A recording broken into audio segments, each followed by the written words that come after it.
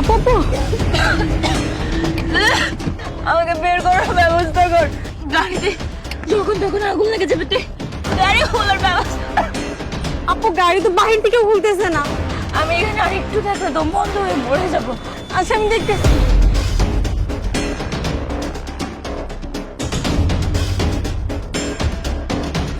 আপু পাথর অনেক ভারী, আমি এটা উঠাতে পারছি না।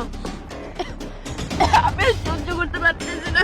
তুই আশেপাশে একটু দেখ না, এটা ভেতর থেকে লক, যে কোনো সময় আগুন ধরে যাবে। আসলে আমি দেখতেছি।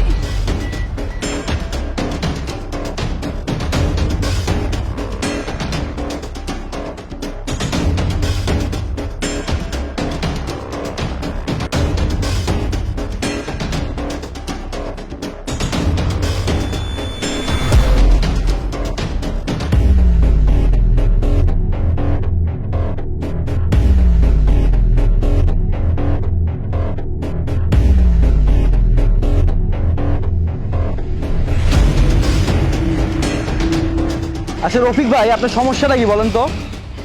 আপনাকে টাকা ধার দিয়ে আমি কি কোনো ভুল করে ফেলছি? আপনি আজকের মধ্যে আমার টাকা দিবেন। আমি কি বলছি বুঝতে পারছেন? ভাইয়া প্লিজ ভাইয়া আমাকে একটু হেল্প করেন, আমার বোন ওই গাড়ির মধ্যে আটকে পড়ে গেছে ভাইয়া, ওকে উদ্ধার করতে হবে ভাইয়া। আচ্ছা সমস্যা কি আপনার? আইসে হাত ধরতেছেন কেন? স্যার এমনিতে ঝামেলার মধ্যে আছি।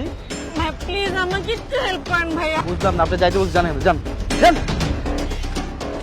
হ্যাঁ রফিক ভাই, আপনি আজকে টাকাটা দিবেন আমাকে, কোথা থেকে দিবেন আমি জানি না।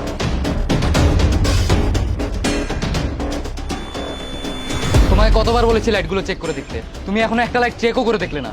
স্যার আমি এই মাত্রই স্যার লাইটটা ঠিক করার জন্য যাচ্ছিলাম স্যার। কখন? স্যার আমি তো এই মাত্র যাওয়ার চিন্তা করছিলাম, এর মধ্যেই আপনি চলে আসছেন স্যার। তুমি কিন্তু কাজে অনেক বেশি ফাঁকি দিচ্ছ। স্যার এসব আপনি কি বলছেন স্যার? আমি তো আমার কাজগুলো ঠিক মতোই করছি স্যার। আর স্যার আপনাকে একটা কথা বলেছিলাম স্যার, আমার অ্যাডভান্স কিছু টাকা লাগবে স্যার। কতবার অ্যাডভান্স লাগে তোমার? গত মাসে না অ্যাডভান্স নিলে? স্যার একটু বোঝার চেষ্টা করেন স্যার, আমার বোনের বিয়ে স্যার, টাকাগুলো না পেলে স্যার। তোমার বোনের বিয়ে তো আমি কি করব?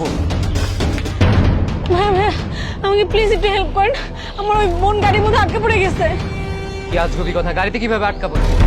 ভাইয়া প্লিজ একটু আমাকে হেল্প করেন, নাহলে গাড়িতে যে কোনো টাইমে আগুন লেগে যাবে। গাড়িতে আটকা পড়ে গেছে, গাড়িতে আগুন লেগেছে, ফালতু কথা আর জায়গা পান না, জান এখান থেকে। স্যার আমার মনে হয় স্যার উনি নিশ্চয়ই কোনো বিপদে পড়েছেন, আমাদের ওনাকে হেল্প করা দরকার স্যার। আজ ওনার বিপদ দিয়ে আমি কি করবো এখানে? আচ্ছা সমস্যা কোথায় হয়েছে বলেন তো একটু আমাকে। এই যে সামনে ভাইয়া। আচ্ছা চলুন আমি আপনাকে নিয়ে যাচ্ছি। চলে যাচ্ছিস তোর কথা না শুনে? চাকরির মায়া নেই, ফিরে আয়।